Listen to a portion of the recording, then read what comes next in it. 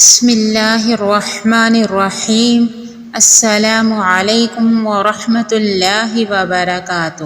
حضرت علی رضی اللہ تعالیٰ عنہ نبی اکرم صلی اللہ علیہ وآلہ وسلم کا یہ فرمان نقل کرتے ہیں، میں نے اپنے پروردگار سے اپنی امت کے لیے 3 چیزیں مانگی تو اس نے مجھے 2 چیزیں عطا کر دی اور ایک کے حوالے سے مجھے منع کر دیا۔ میں نے عرض کیا، اے میرے پروردگار، تو میری امت کو بھوک کے ذریعے ہلاکت کا شکار نہ کرنا۔ تو اس نے فرمایا، یہ چیز تمہیں ملی۔ میں نے عرض کیا، اے میرے پروردگار، تو ان پر ان کے دشمن کو مسلط نہ کرنا جو ان کے علاوہ ہو، یعنی اس کا تعلق مشرکین سے ہو کہ وہ انہیں جڑ سے ختم کر دے۔ تو پروردگار نے فرمایا، یہ چیز تمہیں مل گئی۔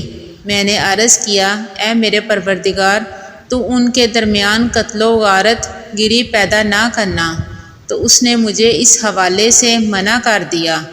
مجمع الزوائد حدیث نمبر 11969۔ حضرت عبداللہ بن عباس رضی اللہ تعالیٰ عنہ روایت کرتے ہیں، نبی اکرم صلی اللہ علیہ وآلہ وسلم نے ارشاد فرمایا، لوگوں کے ساتھ لڑنے جھگڑنے سے بچو، کیونکہ یہ چیز عزت کو دفن کر دیتی ہے اور پیچیدہ معاملات کو ظاہر کر دیتی ہے۔ مجمع الزوائد حدیث نمبر 11963۔